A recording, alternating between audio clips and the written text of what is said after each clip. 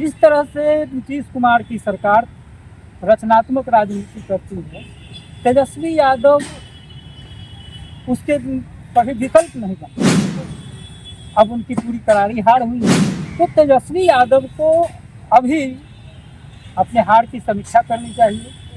अब बाकी ये वोट चोरी का रोना रोना से कुछ नहीं होगा।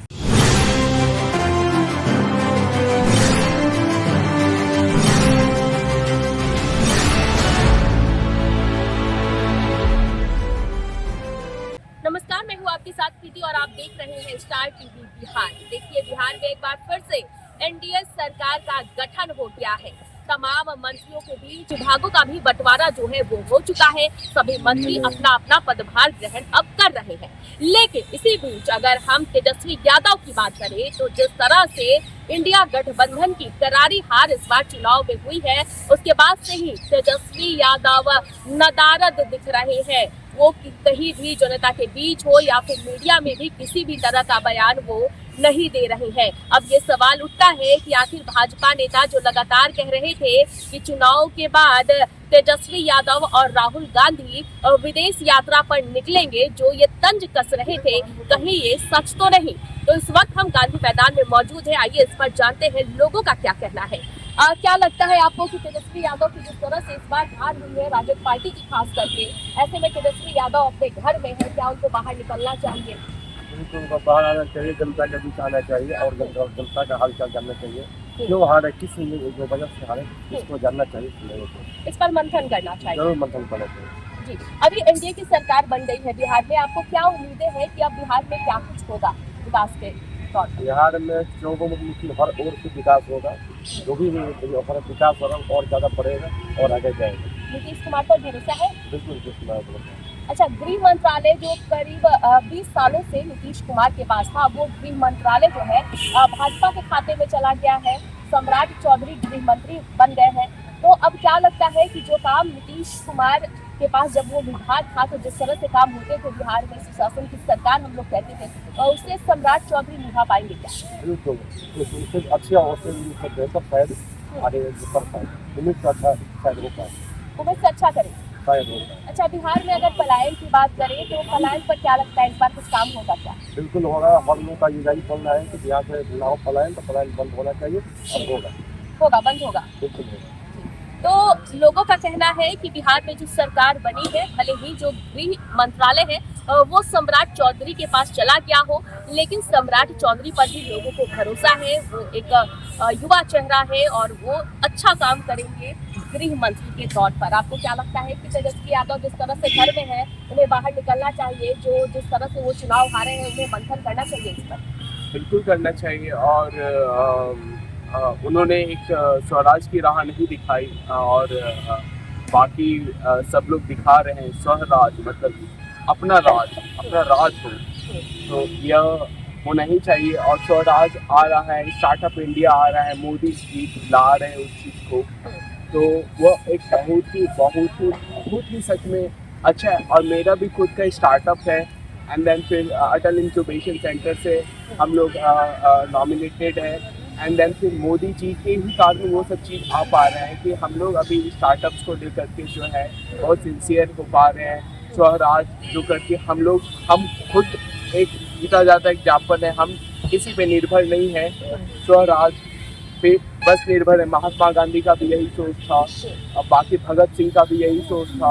और बाकी हमारा जो स्टार्टअप है बेसिकली वो लोगों को ट्रैवल दे रहा है, स्पिरिचुअलिटी दे रहा है और आर्टिस्टिक का मौका दे रहा है, कला के क्षेत्र में, अध्यात्म के क्षेत्र में और घूमने फिरने के क्षेत्र में। यह रोजगार भी आने वाले टाइम में पैदा करेगा और कर भी रहा है। और हम लोग उत्तराखंड जा रहे हैं और हमने 6 स्टेट को भी घूमा। स्वराज में सिर्फ ये नहीं होता है कि हम दूसरे पे निर्भर रहे, हम परमात्मा पे निर्भर हैं।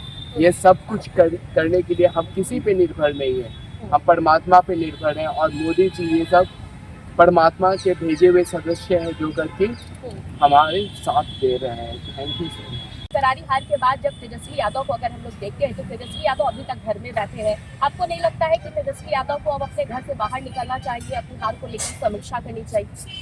देखिए, मैं तो कहूँगा कि तेजस्वी यादव जब कभी प्रतिपक्ष के नेता रहे ही नहीं।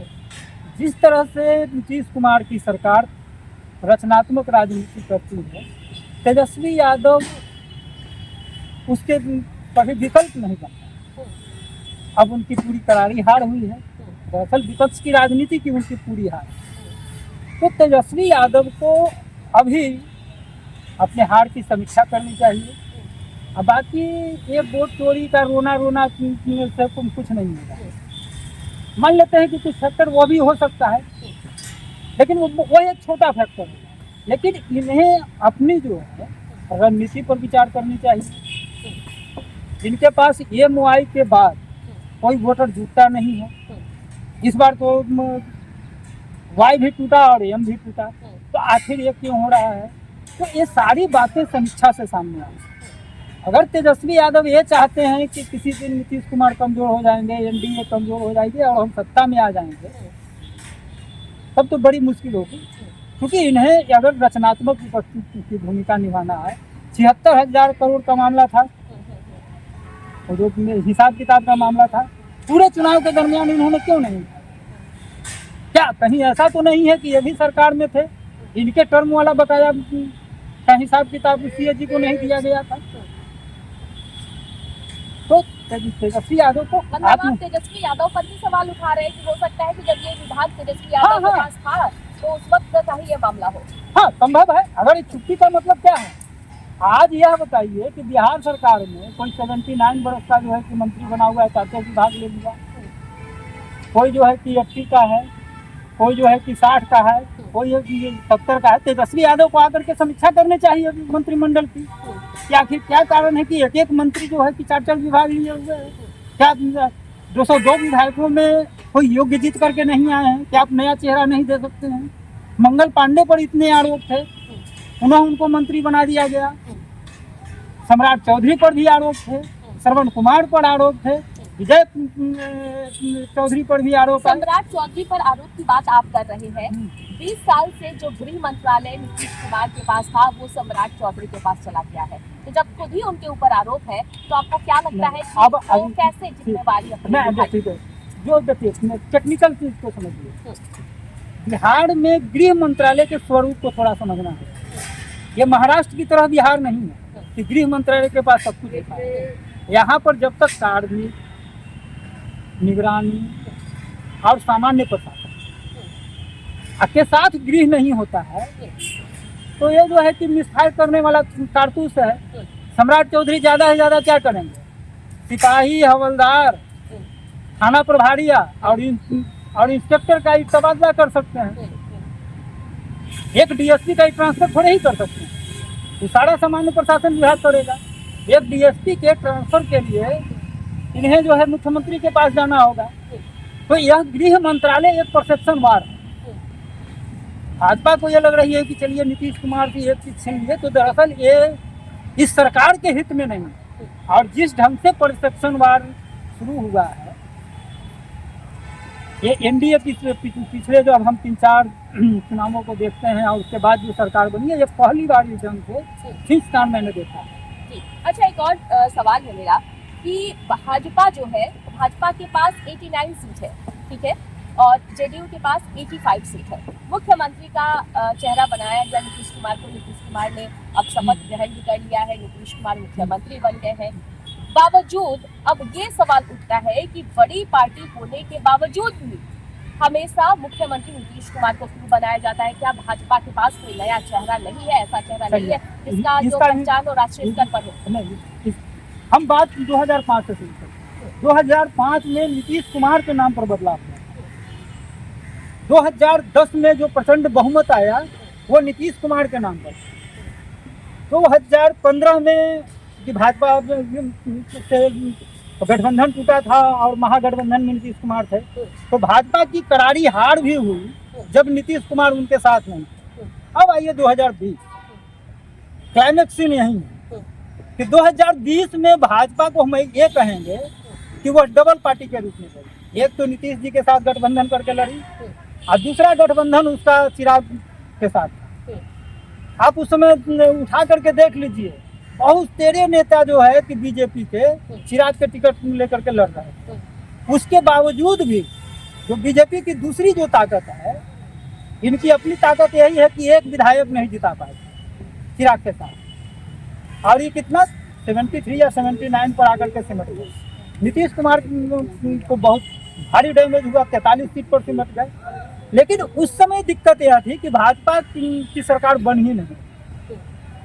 अब आइए 2020 में जो भाजपा, मैं ये कहूँगा कि उसकी रणनीति की जीत हो सकती है, क्योंकि भाजपा के पास संसाधन है, उसके पास बहुत सारे लोग हैं, पूरे देश भर के नेता जुटाए हुए थे, इसलिए वो कुछ सीटें ज़्यादा जीते। लेकिन यहाँ कहीं भी नीतीश कुमार के खिलाफ एंटी इनकम्बेंसी नहीं थी, ये नीतीश कुमार के नाम पर इनको वोट मिला। इसके बावजूद भी आप लोग देख रहे होंगे कि 2-3 दिन तक रसाकसी चलती रही, तब जो है कि ये फाइनल होता है कि नीतीश कुमार सीएम बना। इसका मतलब मैं दावे के साथ कह रहा हूँ कि भाजपा जो है अन्य दलों को तोड़ करके सरकार बनाने का प्रयास तो कर रही, लेकिन उनकी सरकार नहीं, तो मजबूरी में फिर इन्होंने माना है कि नीतीश कुमार को चेहरा बना लेंगे। और उसके बाद जो है कि गृह मंत्री वाला सोचा जो है इन्होंने छोड़ा है कि हम गृह मंत्री ले लिए, बहुत कुछ ले लिए, जो कि आपको बता दिया कि गृह मंत्री जो है यह जो है ये फूटा हुआ कारतूस है, इसमें कुछ नहीं है। अगर आप पूरे बजट को देखेंगे तो 67%, 100 रुपया का 67 रुपया जो है नीतीश कुमार के पास, इनके पास मात्र जो है 35 या 37, उससे भी कम, मतलब 1/4।